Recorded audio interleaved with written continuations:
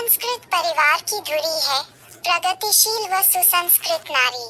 परम पूज्य गुरुदेव ने 21वीं सदी को नारी सदी कहकर नारी जाति को अपने वर्ग के साथ साथ समाज के पुनरुत्थान में महत्वपूर्ण भूमिका निभाने का आह्वान किया है। आज की शिक्षित नारी के कंधों पर दोहरा दायित्व आ पड़ा है। प्रथम तो स्वयं उन निरर्थक बंधनों, वर्जनाओं और रूढ़ियों को तोड़ना है जो उनके अस्तित्व को ही निगल लेना चाहते हैं।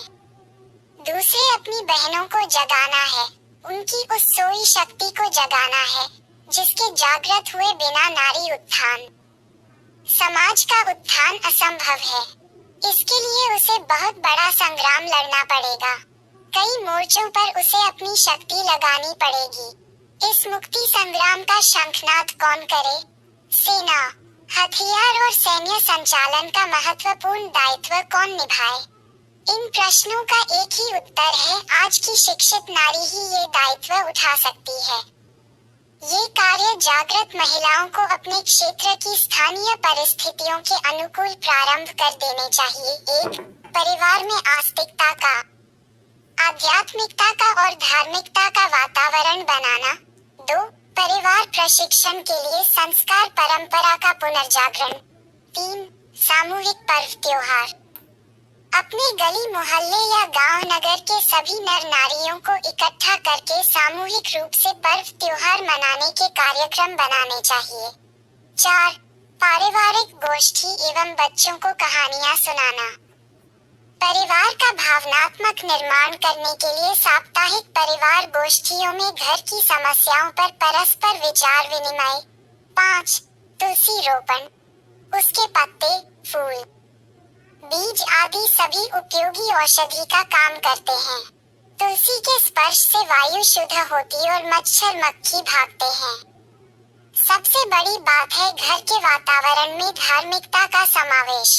6. शिशु पालन का प्रशिक्षण, शिल्पी की तरह संतान को गढ़ना। 7. लड़का लड़की एक समान, घरों में लड़के और लड़कियों के बीच बरता जाने वाला भेदभाव तुरंत समाप्त किया जाना चाहिए। 8. शिक्षा, स्वास्थ्य एवं स्वावलंबन, नारी को शिक्षा, स्वास्थ्य और स्वावलंबन इन तीनों ही मोर्चों पर आगे बढ़ना है। 9. पर्दा प्रथा का अंत होना, घर की महिलाएं आपस में मिलजुल कर इस कुरीति का अंत करें। 10. जेवर घाटे का सौदा, उनमें व्यर्थ ही पैसा रुकता है। पैसा बैंक में रखा जाए तो ब्याज के कारण बढ़ता चला जाएगा, जबकि जेवरों में वह निरंतर घिसता और घटता ही है। 11. अवांछनीय फैशन से बचें, उत्तेजक एवं श्रृंगार सज-धज में सन्निहित आत्महीनता से विरत किया जाए। 12. अनीति एवं कुरीति उन्मूलन, दहेज प्रथा, खर्चीले विवाह, मृतक भोज जैसी अनुपयोगी परंपराओं का विरोध। 13. व्यसन मुक्ति के लिए परिवार एवं समाज में प्रयास। 14. अश्लील फिल्म, गीत, संगीत, साहित्य और चित्रों का घरों से बहिष्कार, नारी को भोग्या के रूप में प्रस्तुत करके उसे अपमानित, पतित बनाने वाले साहित्य, चित्र, फिल्म, गीत आदि कामुक प्रचार को रोका जाए। 15. सादगी से विवाह एवं दहेज उन्मूलन, जिस प्रकार मुंडन, अन्नप्राशन, विद्यारंभ, जनेऊ, वानप्रस्थ आदि अन्य संस्कार होते हैं, वैसा ही विवाह भी एक साधारण सा धर्मानुष्ठान है। उसमें संस्कार का कुछ बड़ा आयोजन रह सकता है, हर्ष उल्लास का छोटा मोटा आयोजन भी रह सकता है, पर वह इतना खर्चीला और उलझन भरा कदापि न होना चाहिए कि आर्थिक दृष्टि से दोनों पक्षों का कचूमर ही निकल जाए। 16. बाल संस्कार शालाएं, शिक्षा और स्वास्थ्य संवर्धन, सेवा साधना की संयुक्त प्रक्रिया पहली कक्षा के बालकों से ही आरंभ की जाए। 17. प्रौढ़ पाठशालाएं, अशिक्षित महिलाओं को उपेक्षित नहीं रहने दिया जा सकता। आज की समर्थ नारी को आज ही अशिक्षा के चंगुल से छुड़ाया जाना चाहिए। संसार में ये देखा जा सकता है कि छोटा दीपक जलता है तो हवा का झोंका उसे बुझा देता है, और कहीं आग लगी हो और उस समय आंधी आ जाए तो अग्नि प्रचंड हो जाती है। इसलिए देश की जागृत बहनों, आगे बढ़ो और अपने उत्तरदायित्व को समझो। प्रकृति का यही नियम है कि दुर्बल को वह समाप्त कर देती है और सबल को सहारा देती है। इसीलिए आप स्वयं समर्थ बनकर गिरी हुई असहाय बहनों को सहारा दो। यही इस समय की पुकार है। स्वयं को पहचानो और अपनी शक्ति को जगाओ। प्रतिभाओं से अनुरोध, यह निश्चित रूप से समझ लेना चाहिए कि जागृत और जीवंत नारी को नवयुग में अति महत्वपूर्ण उत्तरदायित्व संभालने हैं।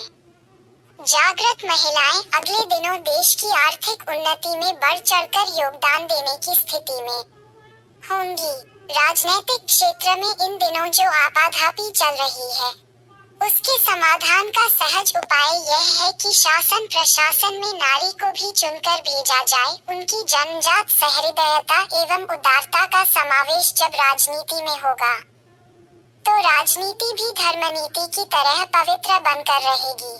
पुरुष ने चिरकाल से शासन सूत्र संभाला है, अब उसके अनुभव नारी को देने के लिए उसे अपनी पकड़ कुछ ढीली करनी चाहिए। टाउन एरिया, म्यूनिसिपल बोर्ड, जिला परिषद, विधानसभा एवं लोकसभा आदि में उसे स्थान देना चाहिए, ताकि इस आशा का उदय हो सके कि सत्ता किसी वर्ग विशेष की बपौती नहीं।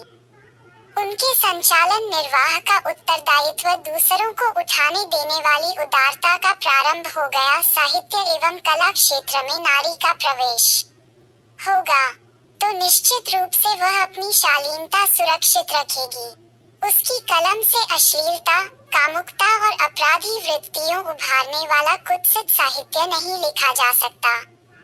वह जो कुछ लिखेगी अपने पितापति, भाई और पुत्र में सद्भावना उत्पन्न करने वाला ही हो सकता है। प्रेस, प्रकाशन, पत्रकारिता, साहित्य विक्रय के क्षेत्र में नारी को वर्चस्व इसलिए सौंपा जाना चाहिए कि आज इन क्षेत्रों में घुसी हुई विकृतियों का निराकरण संभव हो सके।